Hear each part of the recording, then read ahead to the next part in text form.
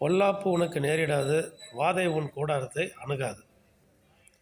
எப்போன்னா நம்மை கர்த்தரை நமக்கு தாபரமாக நமக்கு கொண்டு விட்டால், கர்த்தரை நம்ம ஏற்றுக்கொண்டு விட்டால், கர்த்தரை நமக்கு அடைக்கலமாக அவருடைய சிறகுகளின் கீழே நம்ம அடைக்கலமாகி விட்டால், பொல்லாப்பு நமக்கு நேரிடாது, வாதை உன் கூடாரத்தை அணுகாது. கர்த்தரை அண்டிக் கொண்டால் எந்த பொல்லாப்பும் நமக்கு வராது என்கிற உறுதியோடு நம்பிக்கையோடு அனுதினமும் நம்ம இருக்கலாம். வாதை நம்ம கூடாரத்தை அணுகாது. எந்த வாதை வந்தாலும், தேசத்துலேயும் சரி எங்கேயும் சரி, எந்த வாதை வந்தாலும் வாதை நம்மளுடைய கூடாரத்தை அணுகாமல் கர்த்தர் பாதுகாத்து வழிநடத்துவார்.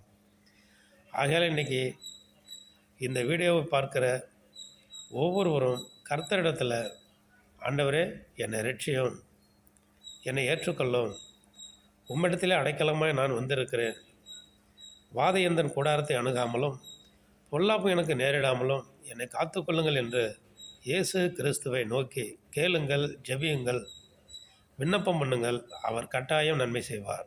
ஆமென். அல்லேலூயா.